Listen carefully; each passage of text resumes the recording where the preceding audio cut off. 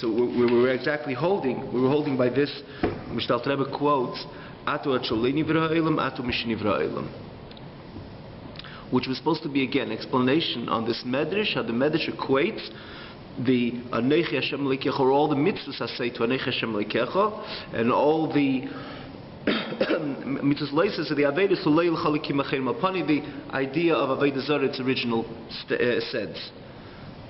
Which again, we explained before that every Yid by innate nature would give up his life for the mitzvah of Avodah Zarah, not to violate the mitzvah of Avodah Zarah, idolatry. So he introduces this, the notion of Achdus Hashem, the oneness of HaKadosh Baruch Hu, and he brings, which we say every single day in davening, Atu Acholei Nivra Ha'olam, Atu Mishnivra Ha'olam, that you are Hashem, the creator of the world, be prior to you are there prior to Hashem creating the world, and you are the same Eivishter after after you created the world. And we ask the question, what is this really telling us? What are we saying over here? Actually, we went even into this idea at length in the last class, but just to recap this, in order to go to see the flow, that it's not saying that Hashem, you're there before, you're there after. Why would we think Hashem went away? So we say that it's much deeper than that. The message is that just like before Hashem created the world, what was there? Only God. Because there was no world. Right? Before Hashem created the world. So what is there? It's only God. Even after you created the world, there's no two entities. There's, in the end of the day, only God as well. Which tells us, when we say there's only God, so when we say there's no other entity other than God, it says, like we brought from last week's Parsha, the difference of Keil Ha'olam and Keil Olam. The God of the world, or Keil Olam, the God world, meaning to say literally, to loosely, or literally translated. Which is Keil Ha'olam, Hashem is God over the world, means to say right away you're saying there's a world. There's a separate entity. He's in charge of the world. So the world, it says, Yesh le tfisat makom, it has some significance, or significance not in the context of meaning, but it is something. You see someone is in charge of something, like you put two people in the room.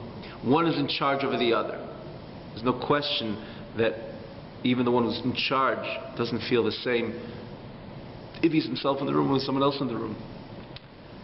Or the person, any person would walk into the room, there is certain tension, even though the one who's in charge over the other. Nonetheless, you can't say the other one doesn't exist. He exists, and if it's a small room, it would make people uncomfortable. So the person who is being dominated by the one who's in charge, let's say, he can't do anything what he wants, and everything he's totally dependent to the one who's in charge, and he can't speak, but you can't say he doesn't exist. To say he's not there, he is there. He takes up space, and he takes up concentration. If people walk in, it's another entity in the room. So he has no will of his own, but he's still there. It's something. So when you say Keil Ha'olam, Hashem is the God of the world, you say, okay, the world is there. If it's there, so let's respect it to some degree. Okay, it doesn't have any of its own independence. Hashem is in charge, but it's a mitzias, it's something. When you say Keil Olam, not Keil Ha'olam, but Keil Olam means say the world itself is part and parcel of God. Like the Lashon, in other words, there's before Hashem created the world, there was only God, the way He wanted to be worldless, without a world. After Hashem created the world, He wanted Himself to have a kind of a garment which is called the garment of world, but it's not a separate entity. Alter Rebbe brings later an interesting example of Kadin Kamse de Levushim Minei Ubei, like I remember I always thought it was like a turtle. But then I heard the concept, maybe it's a snail. I have to see how it exactly translated. It's irrelevant. That you look at let's see, you could use a snail, but let's say a turtle. Actually, I was my kids once in one of the it was a smaller zoo, and suddenly my kid says, "What was that brick? That hard brick?" So I turn around, I see it was the back of the turtle. He says, he was like supposed to be turtle. He says, no, there's a brick. There's something like a little brick piece inside. No, so that's the back of the turtle. You mean the shell? The back shell. Right. It was so hard. Yeah. It was so hard that it took a moment to notice that under it there's a turtle. Yeah, because the turtle hit. Right. But the top of it is very hard. Yes. It's like hard like a brick. Almost. Yeah. In other words, it doesn't seem like, that you don't feel the flesh or the Right. right. That's what I mean. And when you feel someone's flesh and blood, something is alive. Yeah. So you see the fact, the fact that the indication of him being alive is, or rather, the fact that he's a live person becomes very obvious. It doesn't feel like a table. It feels like someone's alive. So where does his life begin, or to what degree does it extend itself? Well, everything about him. You touch his finger, you see, you feel it's warm, or it moves, or whatever it is. You see some life, even its flesh and blood, right? You look at the back of the turtle. It's so hard. You don't identify that. You say, well, someone just blast some plaster over it and be dried up over the turtle because it's so solid, it's so hard. No, but the levushim mineu bay, no, that's part of the turtle. It's similar to the snail. That hard part, it's ultimately part of the snail. It's not something which is over it and it's a different entity of it. Similarly, when Hashem created the world before, without the garment which is called world, now he put on a garment. In other words, the garment is ultimately mineu bay, it's part of the Eibishter. Which means ultimately to say that the world is really a non-existent entity. You can't say there is a world and there's God. If it's part of an extension of God himself, the way Hashem expresses himself and becomes manifest in a world, right? Like you say, the garment, it doesn't look like God. You look at the world. What was in this place before Hashem created the world? It was only God. To illustrate it exactly, we can't, right? We can never illustrate in our minds in no form or fashion a situation, a state which is no world, because we're part and parcel of the world, a place which is basically the classification of Eilam is Zman u'Makom, time and place. Before the Hashem created the world, there was no time. There was no phenomenon of time. So what was it? The clock wasn't ticking? We can't imagine it because we're part of this reality which is comprised of time and place. So what does it mean, a world without, or a situation without a world? Like people say, what was it, just hollow, or just a long field? Or something? No, a field is part of the world. Was it a desert? And a desert is also the texture, or the makeup of a desert is one dimension of the world is desert. So it's part of Eilam. A situation without what we can't perfectly imagine, but ideally we can understand. Before, Bereshis bara Elokim Shemayim, there's only God. There wasn't a world. What was in this room? There was only God. What is in this room now? The answer? Only God. If you see a table and you see chairs, this is the way Hashem presents himself now with the garment of chairs and table. It's a little bit. I was once learning with this. We had it before also in Perek Dal Gimel. Kula kamei kilach hashiv. If you think about it deeply, then it could arouse a real awe, a real fear, because right over here, in this very room, it's the same state as prior to Hashem created the world. If you say there's okay, he's in charge, but he's not really part of it, or he's not here the same way. What would be the state of a person? Let's say he walked into that reality of only God before Hashem shed Bereshit, but he would have been consumed into the infinite of the light of Hashem. He'd be burnt into the infinite energy of Hashem. Because there's only God? Like, what am I doing here? I'm just like, because how could you be in the presence of God? What the Pasuk says, Rebbe brings it later, chapter 33. In other words, how could you stand in the presence of God? But now, after Hashem created the world, it's the same reality. It's only God. So we think about it deeply, really, it does, and it's supposed to. This holy Zbeinanus, this whole type of Hitbananut is really supposed to arouse with the Yid a certain pachad. The Eibush is right here. He's looking, and he's mabit olav. He's looking at me, and he knows perfectly my thought, speech, and action, what I'm doing, and so on. Or b'chalal, the whole pachad Hashem, reverence of Hashem. So not to go away from the message over here of the Alter Rebbe. Again, he's not speaking particularly now about Yiras Hashem, but consequently, it would bring Yiras Hashem, the fear of God, knowing that Atu Achaleni V'Reilim, Atu Mishini V'Reilim, it's the same God which is right here, even after He created the world. There's no two entities. So once we know that, so this is the message of Atu Achaleni V'Reilim, Atu Mishini V'Reilim. So it means Pirush Mamish Hu Mamish Belishum Shinui, without a change. I wasn't impacted. Now, when you say Ani Hashem L'Shinisi, do you have it in the text? You see it inside the Are you following inside? No, I'm listening. You're not? Okay. Just to make sure that you have the... I mean, I'm not compelling anybody to look inside, but I just want to make sure that you have the right, you have the ability to do so. Maybe I gave you...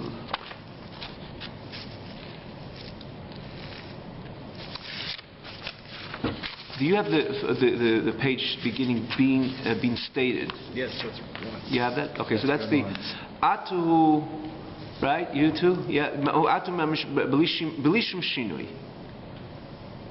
Yeah? You have it? You have it here. Ani Hashem Leishonisi. Which means who mamish. Like it says, right? We're following Hashem himself. Where is it? Mamish, right? Belishum Shinu, without any change. Ani Hashem Leishonisi.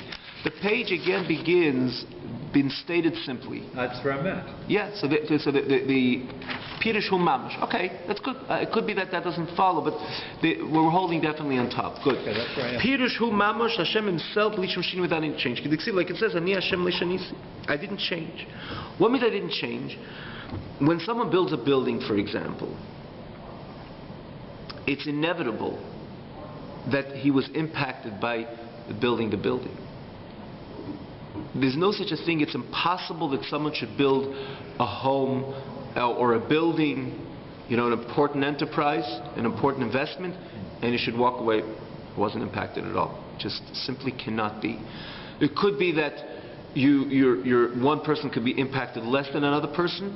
Could be because this person builds many buildings in his life, and this person put in a whole life's investment in building one building. Certainly the latter person is impacted more than the first. But you can say that he's not impacted at all. That's impossible, because he's impacted the way it looks and how his plan unfolded, the investment, the payroll he had to pay for the people he built to build the building. It was something which took place. It took his time. Let's say it took him a year and a half to build it. That year and a half made an impact. Inevitably made an impact on him, because he had to invest part of himself, and namely in this context, the building is an entity separate than himself. So because it's an entity separate than himself, therefore inevitably it made an impact on him. Let's just take as opposed to, let's say, does it make an impact of a person? Does he feel, let's say, of his breathing? A person breathes thousands of times every single day. Sure, it makes an impact on him in every breath, and ultimately, and this is every day a person lives. Again, it makes a change in his overall, in his status as a human being. That's what people age after many years and so on. But you could say in the end of the day that I invested thousands of breaths today, therefore I'm tired of breathing. Made an impact on me, and so I'm tired of breathing because I invested. It's not one out of thousands of breaths. It doesn't. Usually it's not so. A healthy person is not so. Why? Because you're breathing. That's who you are. That's an extension of you, or that's your life. The building which you build is not you. It's something else out of yourself. So inevitably you had to go out of yourself to deal with another reality, which is called building a building. Again, a payroll, and the aggravation is coming out good, and the time and the rain when it's building. All these different details. You ask a builder, not sure, right? There's important details he has to invest of himself because he's building something else. And it's because he's building something else, so inevitably it makes an impact on the person. When it comes to God, one would say, well, Hashem didn't just build one edifice, He built the entire world. A world which is a completely complex world. With a million buildings, wouldn't even touch the tip of the iceberg, right? In comparison to the complexity of creating a world. And yet we say, Ani Hashem Leishonisi, I wasn't impacted. And I'm the same. And the answer is because the world is not a separate entity that other than Hashem. It goes along with what we said before. Because it's not a separate entity, it would be similar to someone breathing. That's who he is. So you could say, oh, that's who you are. Well, I heard the breathing. I saw you. I saw your expressions when you were breathing. You could see a lot of things happening. And you could say when the person doesn't breathe, theoretically, let's say, I didn't see that, and now I saw you breathing. But it doesn't mean that something new happened. On the contrary, this is part of who I am. And the better I breathe, the more healthier I am. Same thing when someone builds a building because it's an entity separate than himself, inevitably makes an impact on the person who builds, because I have to go out of myself and deal with something else. When it comes to HaKadosh Baruch Hu and the world, everything Hashem created, He didn't go out of Himself to do something else. It's all part of Hashem.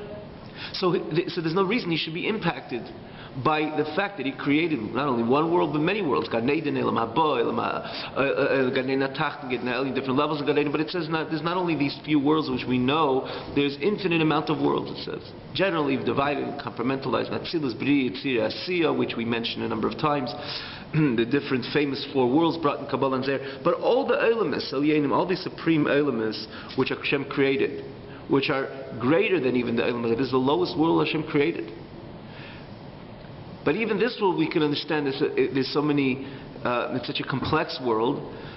But from this world we can understand also in the Eilam Saliyena, because ultimately it's not Hashem went away from something to create something else. It's ultimately part and parcel of Hashem. So there's no impact. Hashem is not at all impacted. That's why He says, Ani Hashem Leishanisi. Well, in the simple meaning in the Tanakh it has another meaning, but in the way the Alter Rebbe explains it, I did not change.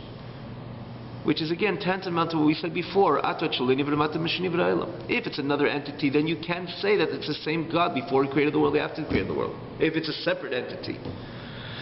Because before Hashem created the world, there was only God. Now Hashem created the world. There's a God, a world, a God, and a world. Hashem is in charge, but there's a God and a world. So then you cannot say, Leishanisi, I didn't change, because there's something else additional to the yourself. But we say ultimately, Atahu, it's the same God before Hashem created the world, the same God as after Hashem created the world.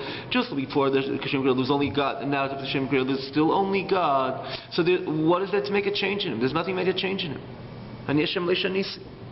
And he says, again, all the supreme worlds, do not make any impact in the oneness of Hashem. And again, in this context of something else other than Hashem, which we mentioned, as we mentioned last week, the message of Shema Yisrael, Hashem Elokeinu Hashem Echad, is not that there's only one God. That's not the message. The message that everything is God. A different message, a totally different message. Because you say there's one God, what are you negating? There's no two gods. That's not the proclamation of Hashem Echad. Hashem Echad, there's only one. So that's what he says. Because there ain't pelim shemashini b'achdusa yizbarich b'hibarim, when Hashem created the world, there's nothing else other than Hashem. So you have the oneness of Hashem before Hashem created the world. You say have the same exact oneness after Hashem created the world. So when Hashem created all these supreme elements, there's no change or impact in Hashem's oneness. Mi'ayin liyash, even Hashem creates from a state of nothingness to a state of being. And the answer is because shekimei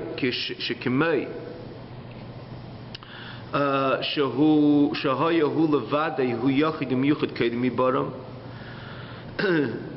Just like, in other words, even Hashem creates the world from a state of nothing, right? Ex nihilo, when Hashem, that's from a state of nothing to a state of something. So apparently it lacks now the oneness of Hashem. So before Hashem created the world, I could say He was one, because there was nothing else. But now apparently there's something else, so you can't say Hashem Echad, it's all one. He says no, there's no change, there's no impact with Hashem. Therefore, even after this world, it doesn't interfere with Hashem Echad, because there is nothing else other than Hashem. Even when you find Eilam Saliyeni and Eilam Satachtain until this physical world. So you say, why? Because just like Hashem was only one before He created them. So to Hashem is the only entity even after He created them. Because everything in the face of Hashem is completely insignificant, and they're like totally remain in a state of nothingness. Completely, even after He created them, they're not teifas mokim. They don't take up any place, because ultimately they're there just because Hashem is there, and they're mere extension of Hakadosh Baruch Hu. It's like somebody saying, "I'm having a hard day because my hand is taking up too much place, and I'm a little uncomfortable because my hand is taking up the space." It's not a normal, healthy thing to say. The hand is you. If God forbid the person Chas v'Shalom didn't have a hand, Chmana Litzlan, that would be the problem. But the hand is who you are, so you cannot be uncomfortable, or for that matter, let's say better, sometimes Chmana Litzlan, a person has feeling, or he, the famous saying that a healthy person does not feel his limbs. The moment you start feeling your limbs, you know there's a problem. The person's not healthy. When you feel your back, that you have a back, that's a problem. Because yourself doesn't take up any place, and doesn't take up any. It doesn't have any. It doesn't have any significance because it's all about you.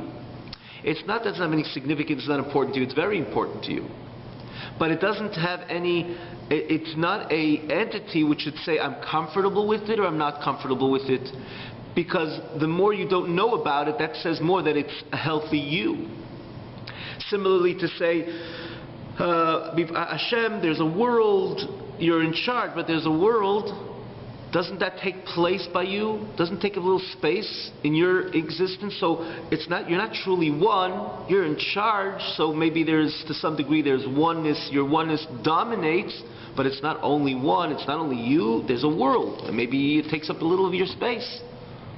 The answer is because it's part and parcel of HaKadosh Baruch Hu, so it's completely insignificant. But not insignificant in the sense that there's no meaning ultimately for the reason Hashem created the world. Insignificant meaning that it's all part of HaKadosh Baruch Hu, so it doesn't have any independent significance. Which again, similar to the example, it's a healthy person which if he's truly healthy, his hand not only doesn't take up any place, he doesn't even feel his hand. Again, the moment you feel your hand means say the hand is not healthy. So why don't you feel it? Apparently this is part of you.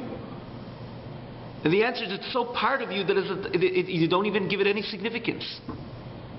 It's not a separate entity. That's the same word. In front of the Eibishter, all the worlds which created are completely insignificant. Why are they insignificant? Doesn't mean they don't have no meaning. Elam Haba has a meaning, and Elam Hazeh has a meaning. It means they don't take up any place because it's a mere extension of himself. That's who he is. So that's what he's saying. So they're mamish.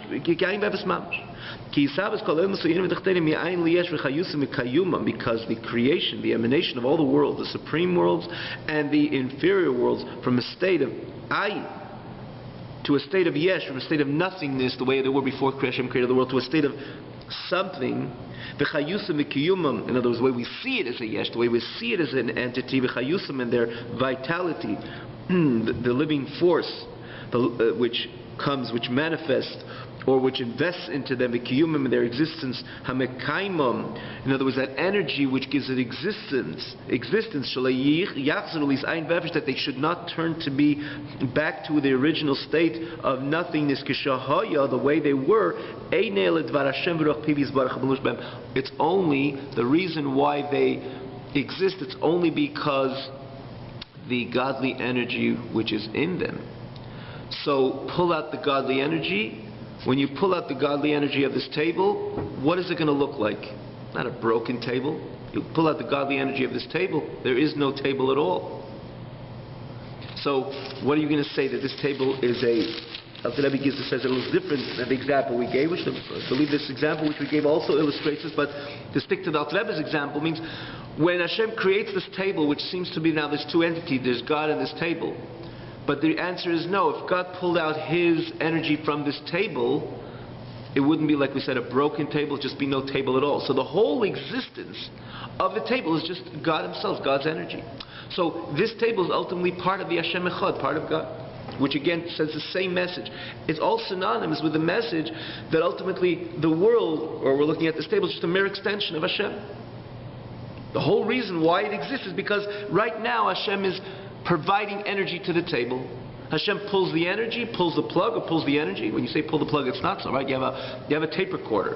It's playing. It's entertaining the whole crowd. 100 people, they're dancing. Pull the plug, it definitely makes an impact on everybody. But did the tape recorder disappear? No. Because it has its own independent existence. You pull the plug, so the energy is there's no energy coming through this device, and therefore the tape, the disc, you can't turn in the same, whatever, ultimately which makes the music to play, so it has an impact on everybody. At the end of the day, it's a separate entity. The plug, in other words, the energy which is coming from the outlet is not creating the tape recorder. The tape recorder is a separate entity before you plug it. It just needs a certain energy in order to make the tape or the disc to play, in order to produce this music, or to have the music, and it has its own volume and so on and so forth. Or the volume is irrelevant if there's no energy which is coming through from the outlet, which is coming ultimately from the generator. But the energy which is coming from the generator and finally through the outlet, that doesn't create the tape recorder. The tape recorder is a separate entity. Therefore, you pull the plug, the tape recorder won't disappear. It won't produce, but it won't disappear. Hashem takes out the energy of the table at this moment, the table would disappear. So every part, every detail of the table is ultimately Hashem. It's ultimately Hashem's energy. It's not like Hashem cut out the middle of this table, put in energy, so the energy is making this table just exist. If you pull it out, it's going to decay, it's going to rot. No, when you say it'll disappear, it means every detail of the table is Advar Hashem, is the extension of Hashem, is the energy Hashem is pumping into the table. So the whole reason the table exists is because Hashem right now wants to pump in energy into this table, but the table, saying that itself says the table has nothing of independence on its own. Therefore, it's not a contradiction to the Achdus Hashem, or it doesn't interfere when we speak about the oneness of HaKadosh Baruch Hu, to say, well, before you created the world, there was no table, so you were one. Now you created the world, you're there, but there's also a little table as well. No, the table doesn't exist because the table has nothing of its own. The whole and every detail about the table is the Dvar Hashem, the godly energy, which is vitalizing the table and making look the table the way it is.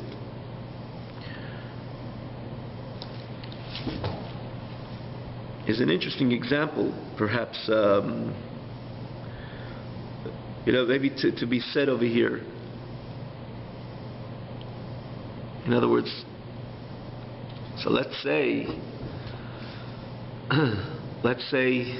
just for argument's sake, maybe Hashem, put in the very beginning when He created the world, He stuffed it in a certain energy into creation, and that's about it. So that energy that Hashem placed into creation 5,774 years ago, it's true, it began from Hashem, and true, it's Hashem's energy, but after all, it's been such a long time, so creation, gained its, like, you put somebody, you're in charge of somebody, but after a while, the other person gets a bit comfortable. He came into the room that he was completely under the dominion of person A, but after, they get used to the environment, they get used to each other, and each one gets to see each other's space, and then eventually the other person doesn't feel subordinate to the one who's in charge of them all the time.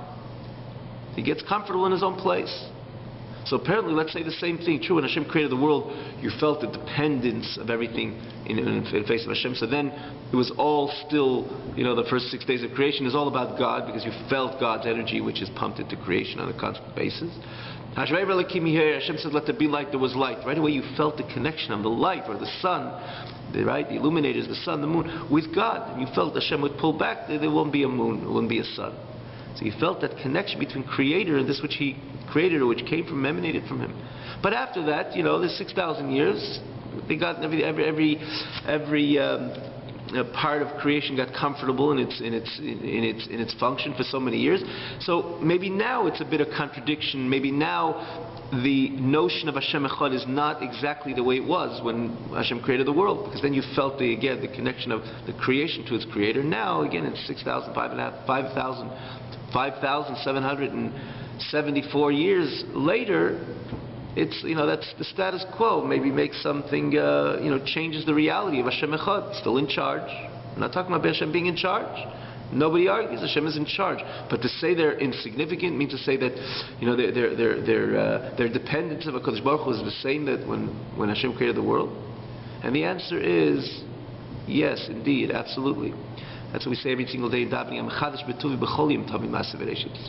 Means that it's not that Hashem created the world 5,774 years ago and just things are the way it is. Every day, and another Alter Rebbe brings other places, says not only b'chol yom, but every rega, every moment Hashem is pumping in this energy into creation. And what do we gain? We know that itself tells us how every moment, in other words, how every moment the world is really not. Because it's so dependent on the pump, and if Hashem skips one pump, it becomes nothing. So when you know that your next second, your next breath is by clear, deliberate decision of God to pump this into you, everything about you is really not. Or you stand in constant demonstration. Inevitably, you stand in a state that Hashem is giving me my next breath, so I have no existence on my own. Hence, I'm just a mere extension of God's energy. So again, Hashem Echad, there's only God in the end. That's why we say again, we say this in every nusach. Mechadish b'tuvi, Hashem not only created the world 6,000 years ago, but He creates the world on a constant basis. Mechadish b'tuvi v'chol yom tamid ma'asav bereishis. Every day He pumps in again. Al Rebbe adds v'chol rega v'rega. Every moment He, not in our nusach, but in discourse of Chassidus, Al Rebbe says the message, what we say in davening, doesn't refer only to every day. It means every moment Hashem is pumping in, just like in the day when He created the world. You saw that kind of that pump which Hashem said, or uttered the words. Again, not the words we understand the composition of words in our mind, but Hashem, words meaning energy, expression. Hashem expressed Himself, Yehi Ayr, and there was light. Hashem says every moment Yehi Ayr. And the moment Hashem stops to say Yehi Ayr, the sun would disappear. So does the sun have any existence, any entity, any independence? Its next pump of breath is just waiting to exist, not only to function. Like you say, function weaker, like we say the tape recorder. Function weaker, function strong. No, it just to exist, it's waiting for the next pump of Hashem. Is there any sun? There's no sun, everything is about God. Just to add, why, it's after the time. Okay, so we just add, we'll stop over here, but why are we compelled to say so? Why are we compelled to say that I'm Mechadish b'tuvi b'chol yom tov ma'asav bereishis? Maybe Hashem did create the world thousands of years ago, and it just remained on its own.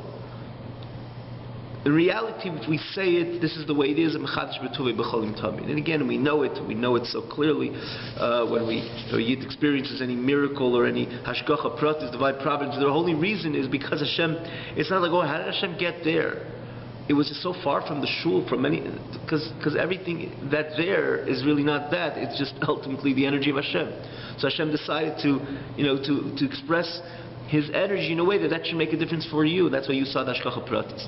And there's a reality we know, but ideally, what is compelling us to say that it's so? Why can't we just say Hashem created the world 6,000 years ago, 5,774 years ago? He says, it's explained in a number of places. Take something, for example, take a ball, throw it upwards. So usually everything gravitates outwards. This is Mashal brought in Chassidus, which explains this idea. So you throw the ball, again, you open your hand, the ball will fall downwards. Take the ball and throw it up, so it's flying upwards. But does it become like a flying ball that continues to go upward? The answer is no. It'll come a certain point that it'll slow down, and again it'll fall downwards. As high as you're going to throw it, best ball player, as high as you're going to throw it, you're going to put a lot of energy, and but it's never going to become a flying ball, which is it would change its nature and just head on high without interruption, without flying. At a certain point it will slow down and it'll fall. And the question is why? If it flew, you see that it went in the opposite direction of its original nature, so why isn't it flying without it? Why is it stopping? Because the answer is, it didn't change the nature of the ball, as similar to the nature of everything, which gravitates downwards. So the exclusion of fire, like we spoke the other day in the Ner Hashem Nishmas Adam. But again, it has the same reason the fire ascends on high, because again, that's its shadish. The source of the fire is on high. That's why it gravitates. It ascends to its source as well. But the reason why everything gravitates downwards, except the exclusion of fire, is because everything returns once it gravitates to its own shadish umakar, to its root, to its source. In this case, you see the ball is doing opposite, but it's not essentially. It essentially changed, reformed from its original nature. It still has the same nature to gravitate downwards. The only thing is, you're pushing it. You infused a certain force into the ball to do opposite than its nature.